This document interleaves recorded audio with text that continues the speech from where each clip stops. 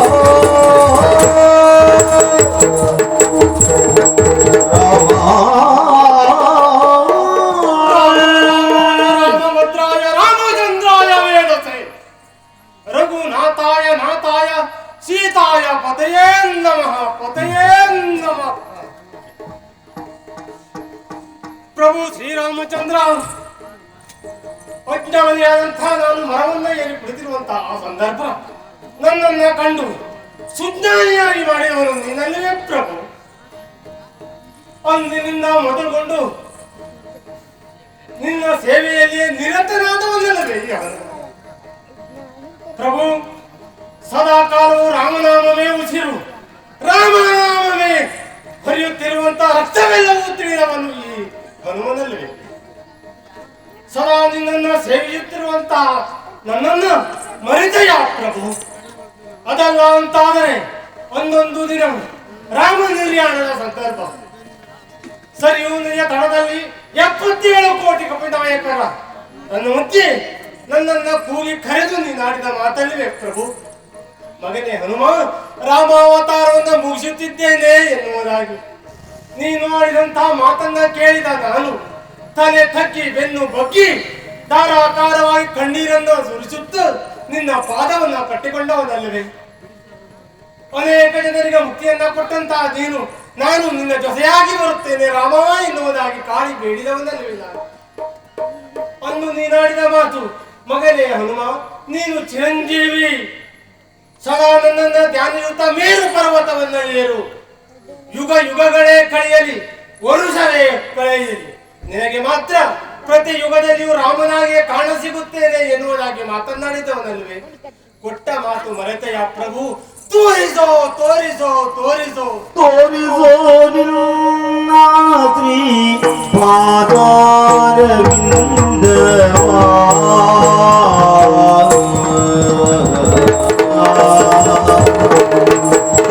Oh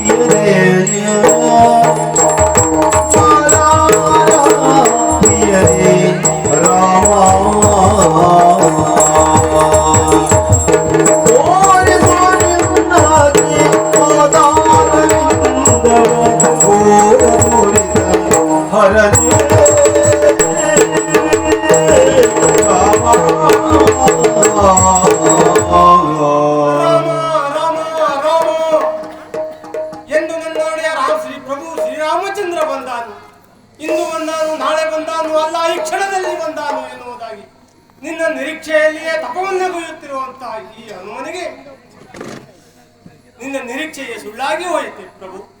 ಕೊಟ್ಟ ಮಾತನ್ನು ಮರೆತೆಯ ತಂದೆ. ಇಲ್ಲ ಪ್ರಭು, ಇಲ್ಲ, ನನ್ನ ಹಠವನ್ನು ನಾನು ಬಿಡಲಾರೆ. ಹೋಗಿ ಮೇರುವ ತುತ್ತ ತುದಿಯನ್ನ ಕುಳಿತು ನಿನ್ನ ಕುರಿತಾಗಿ ತಪಸ್ಸನ್ನು ಆಚರಿಸುತ್ತೇನೆ. ರಾಮ ರಾಮ ರಾಮ.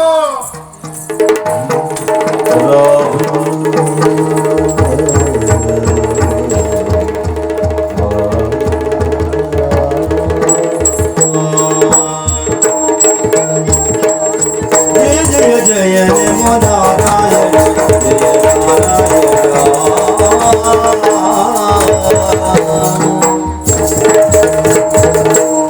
ಶ್ರೀಕೃಷ್ಣನ ಆಜ್ಞೆಯನ್ನು ಹೊತ್ತು ಈ ಮೇರುಗಿರಿಯತ್ತ ಸಾಗಿ ಬಂದೆ. ಅದು ಅನತಿ ದೂರದಲ್ಲಿ ಮಾರುತಿ ರಾಮ ಧ್ಯಾನ ನಿರತನಾಗಿದ್ದ. ಹೀಗೆ ಹೋಗಿ ಅದನ್ನು ಎಬ್ಬಿಸಿದೆ ಅಂತ ಆದರೆ ನನ್ನ ಸುಮ್ಮನೆ ಬಿಟ್ಟಾಣ. ಇನ್ನು ನಾರದನ ಇಲ್ಲ ಅಂತ ಮಾಡಿಬಿಟ್ಟ. ಹಾಗಾಗಿ ಏನು ಮಾಡುವುದು ಹಾ ರಾಮ ರಾಮ ಪರಮ ರಾಮ ಭಕ್ತನಿದ್ದ.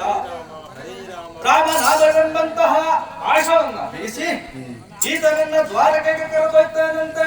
ಶ್ರೀರಾಮ ಜಯ ರಾಮ ಶ್ರೀರಾಮಚಂದ್ರನೇ ಶ್ರೀಲೋಲ ಸುಂದರನೇ ಶ್ರೀಮನ್ನಾರಾಯಣ ಶ್ರೀಮನ್ನಾರಾಯಣ ಶ್ರೀರಾಮಚಂದ್ರನೇ ಶ್ರೀಲೋಲ ಸುಂದರನೇ ಶ್ರೀಮನ್ನಾರಾಯಣ ಶ್ರೀಮನ್ನಾರಾಯಣ ಪಾರ್ವತಿ ವಲ್ಲಭನೇ ಸರಸರಸನೇ ನಾರಾಯಣ ರಾಮ ಜಾನಕಿ ವಲ್ಲಭನೇ ಸರಸರಸನೇ ನಾರಾಯಣ ರಾಮ ಶ್ರೀಮನ್ನಾರಾಯಣ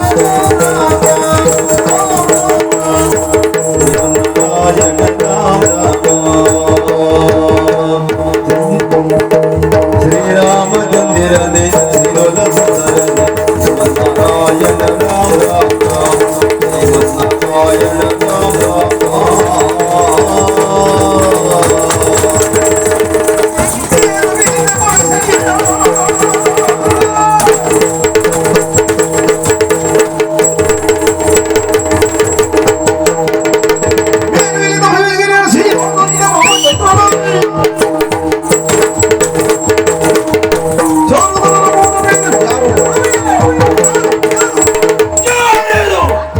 ಇದೇನಿದು ಆಶ್ಚರ್ಯ?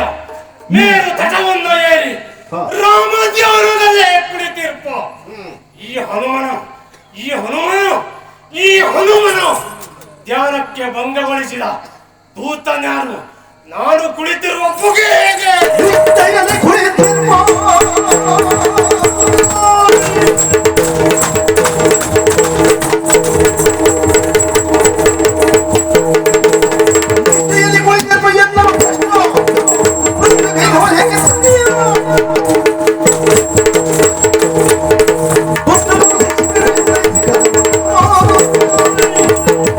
ನಿಷ್ಠೆಯಲ್ಲಿ ಮೇರುವನ್ನ ಕುಳಿತು ತಪಸ್ಸನ್ನ ಆಚರಿಸುತ್ತಿರುವ ನನ್ನ ತಪವನ್ನ ಭಂಗಗೊಳಿಸಿದ ದುಷ್ಟ ಎಲ್ಲಿ ಎಲ್ಲಿ?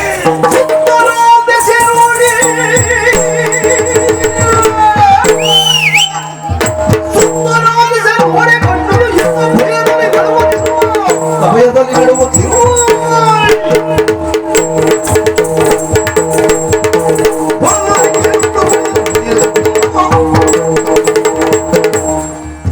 ಸುತ್ತಮುತ್ತಲಿಂದ ವೀಕ್ಷಿಸುತ್ತಾ ಇದ್ದೇನೆ. ಯಾರಾತ? ನನ್ನ ತಪಸ್ಸನ್ನ ಭಂಗಗೊಳಿಸಿದ ಆ ದುಷ್ಟ ಯಾರು? ಆ ದೂರ್ತ ಯಾರು? ಎಲ್ಲಿದ್ದಾನೆ? ಎಲ್ಲಿದ್ದಾನೆ? ಎಲ್ಲಿದ್ದಾನೆ? ಎಲ್ಲಿದ್ದಾನೆ?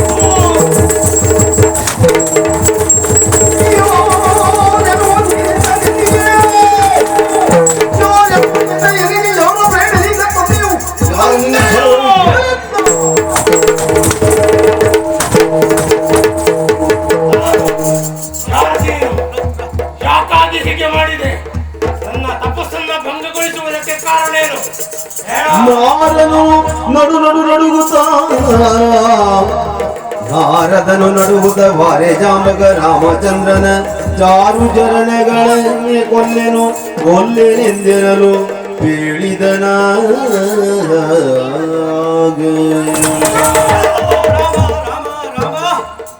ರಾಮಚಂದ್ರವನ ಪಾದ ತಾಳೆಯಾಗಿ ಏನು ಮಾಡುವುದಿಲ್ಲ ಅಂತ ಆದ್ರೆ ಯಾರು ಅಂತ ಹೇಳ್ತಾರೆ. ನನ್ನೊಡೆಯ ಪ್ರಭು ಶ್ರೀರಾಮಚಂದ್ರನ ಪಾದದ ಮೇಲಾಣೆ, ನನ್ನೊಡೆಯ ಪ್ರಭು ರಾಮಚಂದ್ರನ ಮೇಲಾಣೆ. ನನ್ನ ಪ್ರಭು ರಾಮನ ಬಗ್ಗೆ ಈತನಿಗೂ ನಂಬಿಕೆ, ವಿಶ್ವಾಸವೋ ಭಕ್ತಿಯೋ ಕಾಣುತ್ತಾ ಇದೆ ಎನ್ನುವುದು ಸ್ಪಷ್ಟ. ವಿಶ್ವಾಸವು ಫಲದಾಯಕ. ಹೇಳೋ, ಯಾರು ನೀನು? ನಿನ್ನನ್ನ ಶಿಕ್ಷಿಸಲಾರ, ಹೇಳೋ. ಹೇಳಿದನು ಮುನಿ ಸತ್ಯಲೋಕ ರಜತಾದ್ರಿನ್ ಅಯೋಧ್ಯೆಗೈ ತಂದಿನೋ.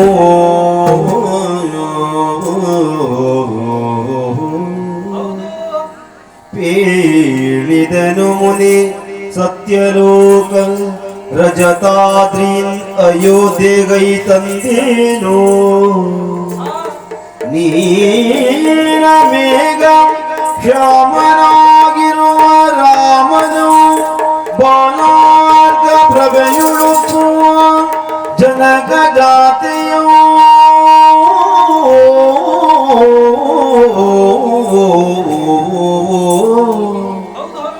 ನೀಲ ಮೇಘ ಶ್ಯಾಮನಾಗಿರುವ ರಾಮನು ಬಾಲೋರ್ಗ ಪ್ರಭೆಯೊಳಪ್ಪುವ ಜನಕ ಜಾತಿಯು ಓಲಗಾದಿ.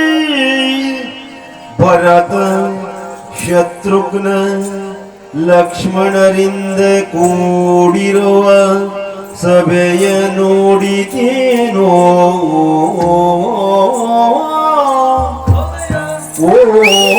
ಓಲಗದೆ ಭರತ ಶತ್ರುಘ್ನ ಲಕ್ಷ್ಮಣರಿಂದ ಕೂಡಿರುವ ಸಭೆಯ ನೋಡಿದೆನೋ.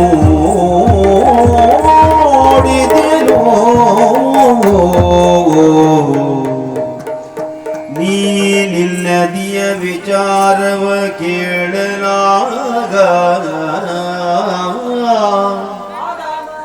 ನೀನಿಲ್ಲದಿಯ ವಿಚಾರವ ಕೇಳಲಾಗ ಸನ್ಮಾನಿತನು ಬೇಡ, ಸನ್ಮಾನಿತನು ಬೇಡ.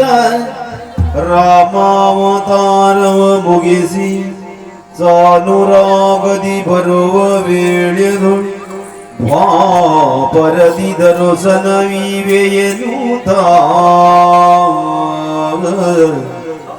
ವಾನರೇಂದ್ರಗೆ ಬೇಡ ಪರಿಯೊಳಾಗ. ವಾನರೇಂದ್ರಗೆ ಬೇಡ ಪರಿಯೊಳ ಮೇರುವಿನಿಧೀನ ವೃತ್ತಿಯುಳೆಲ್ಲ ಜ್ಞಾನದಿಂದಿಯನವನ ನೀನೆ ಪೋಗಿ ಕರೆತಾರೆನುತ ಎನ್ನ ಜ್ಞಾನದಿಂದಿಹನವನ ನೀನೇ ಹೋಗಿ ಕರೆದುತಾರೆನುತೆಲ್ಲ ನೇಮಿಸಿದ ತ್ವರಿಯದಿಯು ಪೊರಟು ನಾ ಬಂದೆಯ. ಹೇಳಿದನು ಮುನಿ ಸತ್ಯಲೋಕ ರಜತಾದ್ರಿನ್ ಅಯೋಧ್ಯೆಗೈ ತಂದೆನೋ. ಆ ಆ ಆ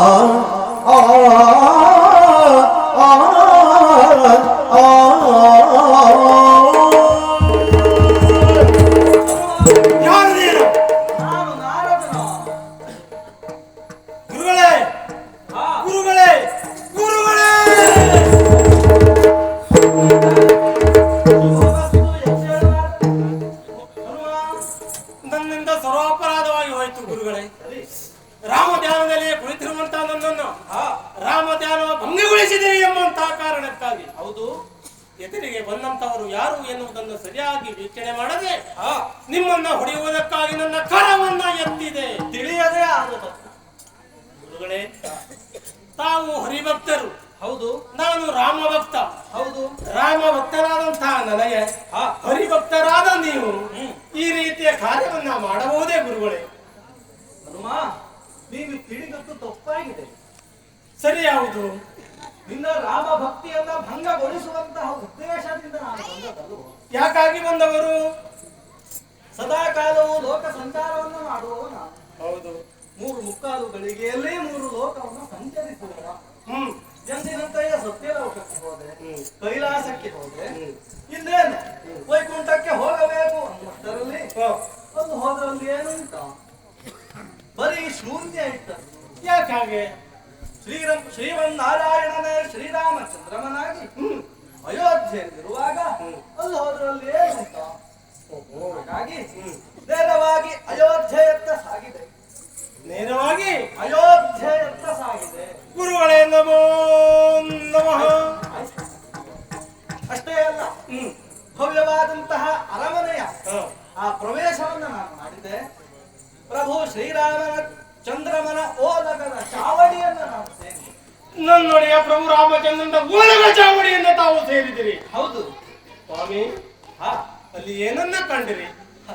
ಎತ್ತರವಾದಂತಹ ಸಿಂಹವಿಸ್ತರದಲ್ಲಿ ಕೋಟಿ ಸೂರ್ಯ ಪ್ರಕಾಶದಿಂದ ಪ್ರಭು ಶ್ರೀರಾಮಚಂದ್ರನ ಉಪಸ್ಥಿತನಾಗಿದ್ದನು. ಪ್ರಭು ರಾಮಚಂದ್ರನ ಕಂಡಿರೆ? ಗುರುಗಳೇ ಗುರುಗಳೇ ಗುರುಗಳೇ ಅಷ್ಟೇ ಅಲ್ಲ, ಪ್ರಭು ರಾಮಚಂದ್ರನ ಕಂಡಂತ ಕಣ್ಣುಗಳು ಸ್ವಾಮಿ. ನೀವೇ ತಂದಿರು, ನೀವೇ ತಂದಿರು. ಯೋಗ ಬೇಕಯ್ಯ, ಅದಕ್ಕೆ ಯೋಗ ಬೇಕು ಅಂತ ಹೇಳುವುದು. ಆತನ ಪಕ್ಕದಲ್ಲಿ ಜಗನ್ಮಾತೆಯಾದಂತಹ ಸೀತಾಮಾತೆಯು ಕುಳಿತಿದ್ದಳಯ್ಯ. ಮಾತೆ ಜಾನಕಿ ದೇವಿಯನ್ನ ಕಂಡಿರೆ ಗುರುಗಳೇ? ಹೌದು. ಆಮೇಲೆ ಆತನ ಎಡಬಲದಲ್ಲಿ ಆತನ ತಮ್ಮಂದಿರಾದಂತಹ ಭರತ, ಶತ್ರುಘ್ನ, ಲಕ್ಷ್ಮಣಾದಿಗಳು ನಿಂತಿದ್ದರಯ್ಯ. ಆ ಸಭೆಯನ್ನ ನೋಡುವುದಕ್ಕೆ ಭಾಗ್ಯ ಬೇಕಯ್ಯ, ಭಾಗ್ಯ ಬೇಕು. ನನ್ನೊಡೆಯ ಪ್ರಭು ರಾಮಚಂದ್ರನಂತ ಸಭೆ. ಸಭೆಯಲ್ಲಿ ನನ್ನೊಡೆಯ ಪ್ರಭು ರಾಮಚಂದ್ರನ ಕಳೆ ಹೇಗೆ ಗುರುಗಳೇ? ಕಳೆ ಹೇಗೆ? ವಾದಸಾದಿತ್ಯರ ಪ್ರಭೆಯಿಂದ ಶೋಭಿಸುವಂತಹ ಸಭೆ. ಆದರೆ ಶ್ರೀರಾಮಚಂದ್ರಮನ ಮುಖಾರವಿಂದವನ್ನು ನಾನು ಕಾಣುತ್ತೇನೆ. ಕಳಾಹೀನವಾಗಿತ್ತಯ್ಯ, ಕಳಾಹೀನವಾಗಿತ್ತು.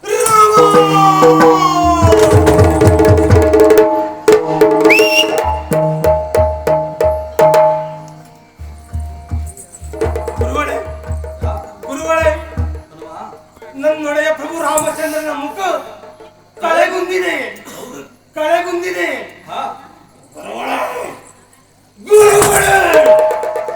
ಅಂತ ಹೀನ ಕಾರ್ಯಕ್ಕೆ ಮುಂದಾದ ಆ ದೂತ ಯಾರು? ಯಾರಿಂದ ನನ್ನೊಡೆಯ ರಾಮಚಂದ್ರನ ಮುಖ ಕಳೆಗುಂದಿದೆ ಹೇಳಿ. ಈ ಕ್ಷಣವೇ ನನ್ನ ವಜ್ರ ಮುಕ್ತಿ ಅವನ ಮಾಡಿದ್ದಾನೆ. ನೀನು ಸಿಟ್ಟಾಗಬೇಡ, ಮುಂದೆ ವಿಷಯ ಉಂಟಲ್ಲಿ. ಏನು ಗುರುಗಳೇ? ಏನು ಗುರುಗಳೇ? ಯಾವ ಶ್ವೇತ ವಸನದ ಮೇಲೆ ಕಪ್ಪು ಚುಕ್ಕೆ ಎಂದು ಎದ್ದು ಕಾಣುವಂತೆ ರಾಮಚಂದ್ರಮನ ಮುಖ ಕಳಾಹೀನವಾಗಿತ್ತು. ಯಾಕೆ ಹೀಗೆ ಪ್ರಭು ಅಂತ ಅವನಲ್ಲಿ ನಾನು ಪ್ರಶ್ನೆಯನ್ನ ಮಾಡಿದೆ. ಕೇಳಿದ್ರ? ಹೌದು. ಆಮೇಲೆ ಏನಂದ? ಆ ಲೀಲಾಮೂರ್ತಿ ಆಡಿದಂತಹ ಮಾತು ಏನಿದ್ದರೇನು, ಎಷ್ಟಿದ್ದರೇನು ನಾರದರೆ, ನನ್ನ ಪರಮ ಭಕ್ತನಾದಂತಹ ಅನುದಿನವೂ ಅನುಕ್ಷಣವೂ ನನ್ನನ್ನು ಭಜಿಸಿ ಪೂಜಿಸಿ ಆರಾಧಿಸುವಂತಹ ಹನುಮನಿಲ್ಲದ ಮೇಲೆ ನನ್ನ ಮುಖ ಹೇಗೆ ಶೋಭಿಸ್ತದೆ ಅಂತ ಕೇಳಿದ. ಹೀಗೆ ಹೇಳಿದರೆ ಗುರುಗಳು, ನನ್ನೊಡೆಯ ಪ್ರಭು ರಾಮಚಂದ್ರನಿಗೆ ನನ್ನ ನೆನಪುಂಟೆ ಗುರುಗಳೇ. ಹೌದು. ಆಮೇಲೆ ಹೆಸರನ್ನ ಹೇಳಿದ ಆತ. ಆಮೇಲೆ ಇದಕ್ಕೇನು ಮಾಡುವುದು ಅಂತ ನಾನು ಕೇಳಿದೆ. ಮೇರುಗಿರಿಯಲ್ಲಿ ತಪವನ್ನು ಆಚರಿಸುವಂತಹ ಹನುಮನ್ನನ್ನು ಇಲ್ಲಿವರೆಗೆ ಕರೆ ತನ್ನಿ ಅಂತ ಆದೇಶವನ್ನು ಇಟ್ಟಿದ್ದಾನೆ. ನನ್ನನ್ನು ಕರೆಕೊಳ್ಳುವುದಕ್ಕಾಗಿ ನಿಮ್ಮಲ್ಲಿ ಕೊಡುಗೆ ಕೊಟ್ಟಿದ್ದಾರೆ. ಹೌದೌದು. ಹಾಗಾದ ಸಮಯಕ್ಕೆ ಗುರುಗಳೇ ಹೋಗುವ. ದೇವರು ಮಾತನಾಡುತ್ತ ಹೊರಡರು ಗಣತರಾನಂದದಿ ನಮ್ಮ ವಿಸ್ತಾರವನ್ನು ವಾನರ ಮುನಿಯು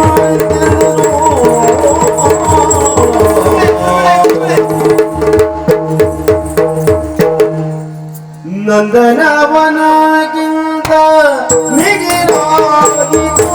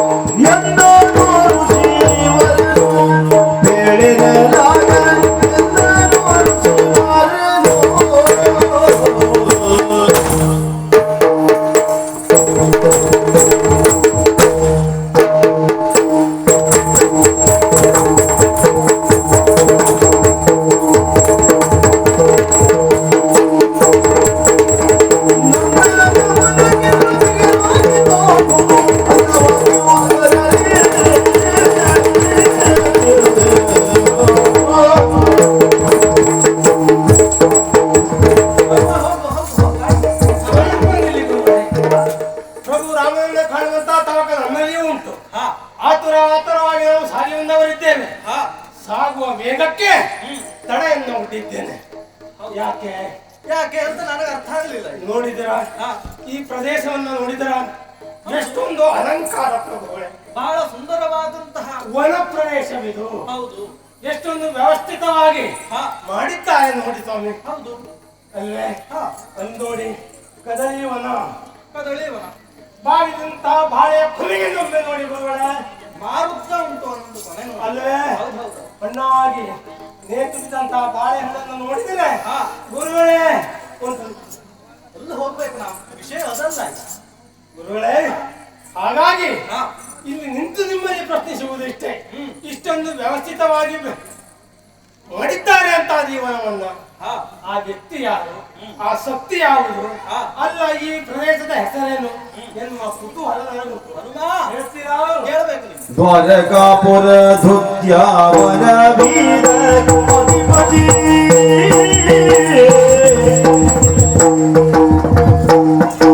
ದ್ವಾರಕಾಪುರ ಧುತ್ಯಾವನ ವೀರ ಅಧಿಪತಿ ಭೂರಿ ಬಲಾನ್ವಿತರು ಇದಗಧಿಪತಿ ಭೂರಿ ಬಲಾನ್ವಿತರು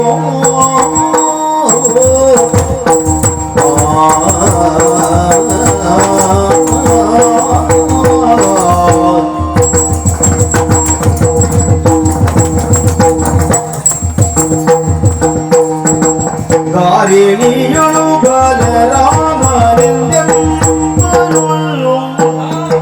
ಈ ಧಾರಿಣಿಯಳು ಬಲರಾಮನೆಂದೆಂಬರು, ಮಾರುತಿ ಕೇಳು ನೀನು, ಮಾರುತಿ ಕೇಳು ನೀನು.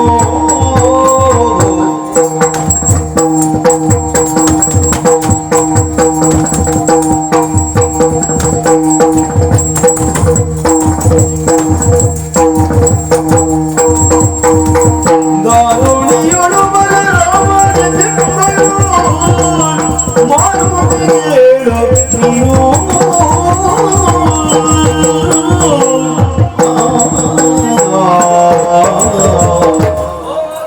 ಗುರುಗಳೇ, ಈ ಪ್ರದೇಶ ಯಾವುದು? ನಂದನ ವನಗಿಂತ ಮಿಗಿಲಾಗಿ ತೋರುವಂತ ವನ ಯಾವುದು ಒಂದು ಪ್ರಶ್ನೆಯನ್ನು ಕೇಳ್ತಾ ಇದ್ವಿ. ಹೌದು ಗುರುಗಳೇ. ಇದು ಸಾಮಾನ್ಯದವನ ವನ ಅಲ್ಲ. ಇದು ಅಂದ್ರೆ ಇದು ದ್ವಾರಕೆ. ಈ ಪ್ರದೇಶ ದ್ವಾರಕೆ. ದ್ವಾರಕೆ. ಹೌದೌದು. ಇಲ್ಲಿಯ ಭೂಪಾಲ ಬಲಭದ್ರ ದೇವ. ಬಲಭದ್ರ. ಹಾ ಅವನ ಹೆಸರೇ ಹೇಳಲಿಕ್ಕೆ ನನ್ನ ನಾಚಿಕೆ. ಯಾಕೆ ಗುರುಗಳೇ? ಎಷ್ಟು ಸೊಕ್ಕು, ಎಷ್ಟು ಅಹಂಕಾರ ಅಂತ ಅವನಿಗ. ಹೌದೌದು.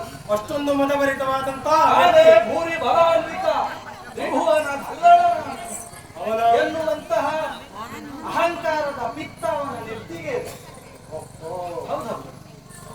ಈಗ ನಮ್ಮ ರಾಮಚಂದ್ರ ಅವರಿಗಿಂತಲೂ ಯಾರಾದ್ರೂ ಶ್ರೇಷ್ಠರು ಇರುವುದಕ್ಕೆ ಸಾಧ್ಯ ಉಂಟಾ? ಲೋಕಕ್ಕೆ ಬಲರಾಮ ಅಂತಂದ್ರೆ ಯಾರು? ನನ್ನೊಡೆಯ ಪ್ರಭು ಶ್ರೀರಾಮಚಂದ್ರ. ಆದ್ರೆ ಇವರಿಗೆ ಹಾಗಲ್ಲ. ತನಗಿಂತಲೂ ಮತ್ತಾರಿಲ್ಲ, ನಾನೇ ಜ್ಯೇಷ್ಠ ಶ್ರೇಷ್ಠ ವ್ಯಕ್ತಿ. ಅದಕ್ಕೊಂದು ಅದಕ್ಕೆ ಅವನ ಹೆಸರೇ ಅದಕ್ಕೆ ಸಿಗುತ್ತೆ. ಬಲರಾಮ ಅಂತ ಅವನ ಹೆಸರು.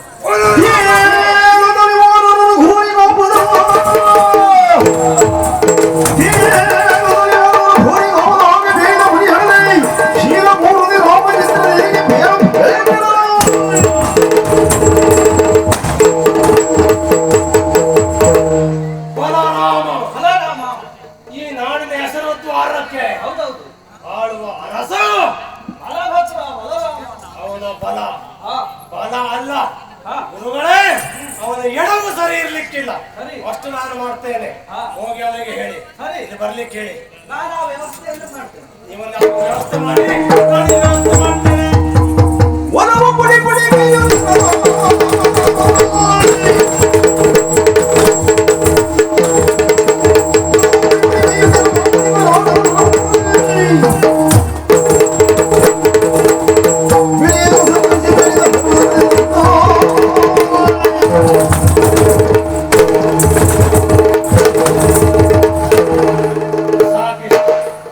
ಅಷ್ಟು ಹಾಳೈಸುವುದು ಸರಿಯಲ್ಲ. ಹಾಳು ಮಾಡುವುದಕ್ಕೆ ಸುಲಭ, ಕಷ್ಟಾಗಿ ಸೃಷ್ಟಿ ಮಾಡುವುದು ಕಷ್ಟ. ಇವನಿಗೆ ಒಂದು ವ್ಯವಸ್ಥೆ ಮಾಡಬೇಕು, ಅಲ್ಲ ಸಿಟ್ಟು ಬರಬೇಕು ಅಂತ ಆದ್ರೆ ಇಷ್ಟು ಸಾಕು. ಯಾರು ನೀನು?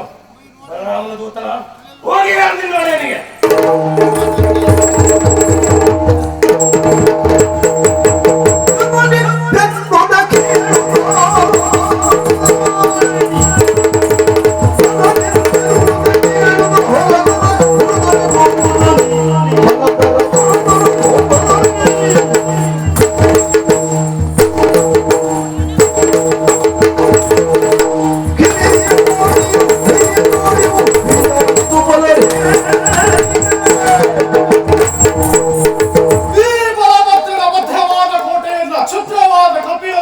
ಚಿತ್ರ ಮಾಡಿದೆ ಅಂತಾದ್ರೆ ಅದ್ಯಾವ ಕಪಿಯನ್ನು ನೋಡ್ತೇನೆ ನೀನು?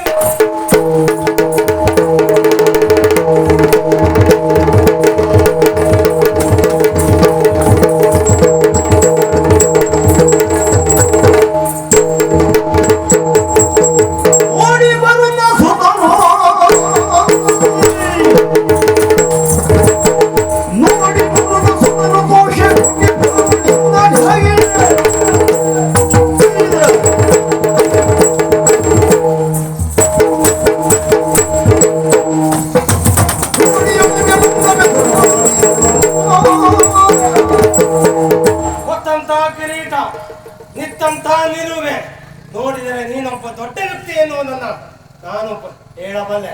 ಹಾಗಾದರೆ ಒಂದೊಂದು ನೀನ್ಯಾರು? ನಿನ್ನ ಹೆಸರೇನು? ಎಲ್ಲ ಕಪಿಯ ನನ್ನ ಪರಿಚಯವನ್ನು ಕೇಳುತ್ತೀಯ?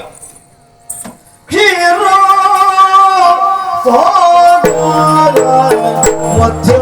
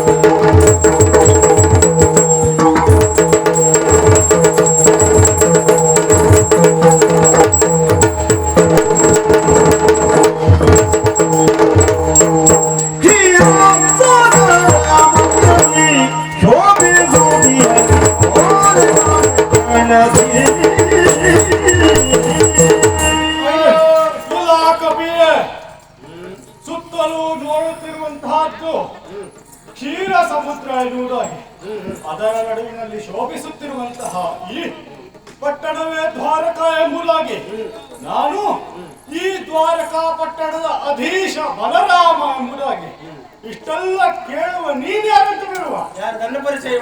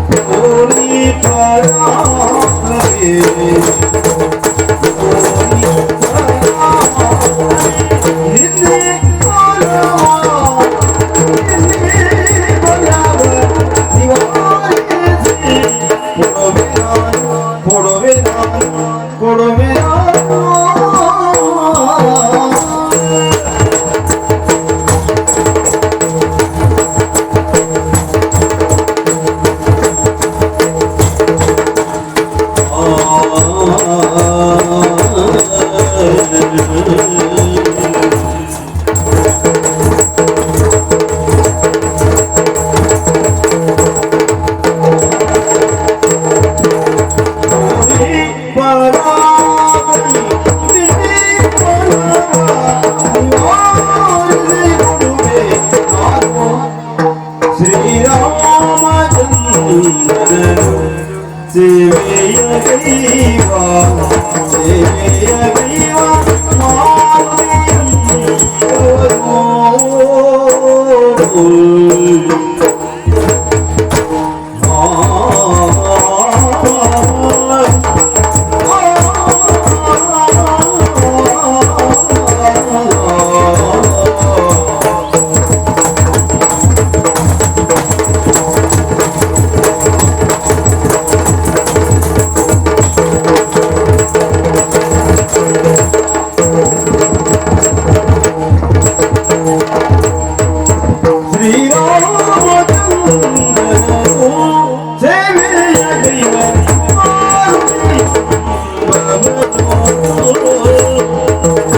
ಜನರಿಂದ ಕೇಳಲ್ಪಟ್ಟಂತ ನುಡಿ ಕವಿಯೊಂದು ವನವನ್ನ ಹಾಡಬಿಡವಿಲ್ಲ ಎನ್ನುವುದಾಗಿ ಸಾಮಾನ್ಯ ಕಪಿ ಎಂದು ಭಾವಿಸಿದ್ರೆ ಅಲ್ಲ, ಸ್ವಲ್ಪ ಸುಧಾರಿಸಿದ ಕಪಿಯೇ ಹೌದು.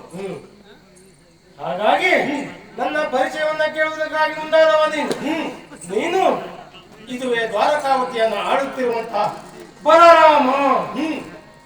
ಹಾಗಾಗಿ ನನ್ನ ಪರಿಚಯ ಪ್ರಭು ಶ್ರೀರಾಮಚಂದ್ರ. ಕೇಳಿದ್ದೀಯಾ? ತ್ರೇತಾಯುಗದ ರಾಮಾಯಣವನ್ನು ಕೇಳಿದ್ದೀಯಾ? ಎಲ್ಲ ಓದಿದ್ದೀಯಾ? ಎರಡನ್ನೂ ಮಾಡಿದ್ದೇನೆ. ಮಾಡಿದೀಯಲ್ಲ. ಹಾಗಾಗಿ ಮರ್ಯಾದ ಪುರುಷೋತ್ತಮ ಕೋದಂಡರಾಮ ಪ್ರಭು ಶ್ರೀರಾಮಚಂದ್ರನ ಪರಮ ಸೇವಕ ನಾನು. ಸದಾ ಅವನನ್ನೇ ಆರಾಧಿಸುತ್ತಾ ಅವನನ್ನೇ ಸೇವಿಸುತ್ತಾ ದಿನವನ್ನ ಕಳೆಯುತ್ತಿರುವಂತಹ ನಾನು ಅಂಜನಾದೇವಿಯ ಮಗನಾಗಿರುವುದರಿಂದ ಆಂಜನೇಯ, ವಾಯುಸುತನಾಗಿರುವುದರಿಂದ ವಾಯುಪುತ್ರ, ಹನು ಎಂಬ ಈ ಭಾಗವು ಬೀರುವುದರಿಂದ ಹನುಮಂತ, ಹೀಗೆಲ್ಲ ನನ್ನನ್ನು ಕರೆಯುವುದುಂಟು. ನೀನೊಬ್ಬ ಭೂರಿ ಬಲಾನ್ವಿತ ಎನ್ನುವಂತ ವಿಷಯವನ್ನ ತಿಳಿದು ಬಂದು ಹೀಗೆ ನಿನ್ನ ವನವನ್ನ ಹಾರೈಸಿದ್ದೇನೆ. ನಿನ್ನ ಫಲವನ್ನ ಮುರಿದು ನಿವಾರಿಸಿಕೊಡ್ತೇನೆ. ನೀನು ನನ್ನ ಬಲವನ್ನು ಮುರಿಲಿಕ್ಕೆ ಬಂದವ ಬಡವ.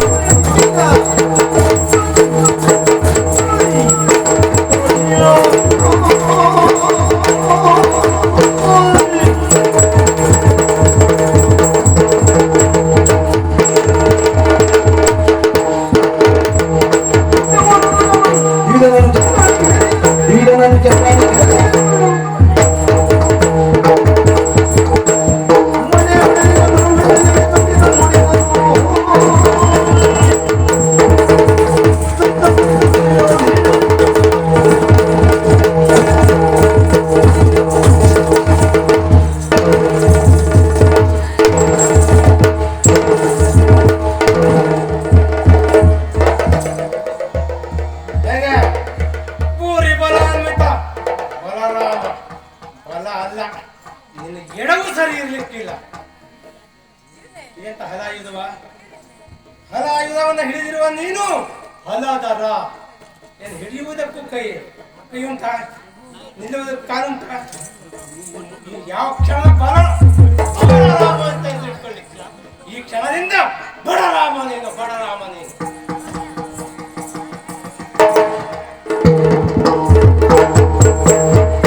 ಎಡಬಲವನು ನೋಡುತ್ತಾ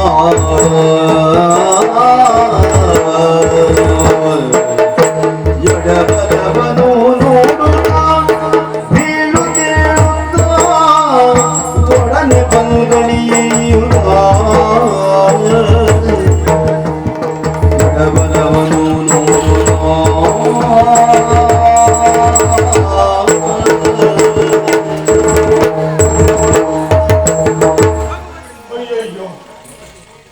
ಬಂದಿರುವುದು ಸಾಮಾನ್ಯವಾದಂತಹ ಕಪಿ ಅಂತ ಭಾವಿಸಿದೆ. ಅಲ್ಲವೇ ಅಲ್ಲ, ನನಗೆ ಪೆಟ್ಟು ಕೊಟ್ಟದ್ದು ಸಾರಿಲ್ಲ, ಕೊನೆಗೆ ಆಡಿದ ಚುಚ್ಚು ಮಾತುಗಳು ಮಾತಿನ ಪೆಟ್ಟಿಗಿಂತ ಲತ್ತೆಯ ಪೆಟ್ಟಿಗಿಂತ ಮಾತಿನ ಪೆಟ್ಟು ನಾಟುವುದು ಜಾಸ್ತಿ. ಎಂಥ ಪರಿಸ್ಥಿತಿ. ಆದರೆ ಇದ್ದದ್ರಲ್ಲಿ ಒಂದು ಸಮಾಧಾನ ಸಂಗತಿ ಅಂತಿದೆ. ಪಿಡಿದೀಗದಲ್ಲಿಯೂ ಕನ ಮಹಾರೋಷದಲ್ಲಿ ಬಂದೆಯೋ ವಿನಯದಿಯು ಕೋದಿಯ ಬಿಡಿದು ತಂದೆಯೋ ಘನ ಮಹಾರೋಷದಲ್ಲಿ ಬಂದೆಯೋ ಎನನು ಬಲವು ಮಗವನು ತಿರುಗಿ ದುಗುಡದಲ್ಲಿ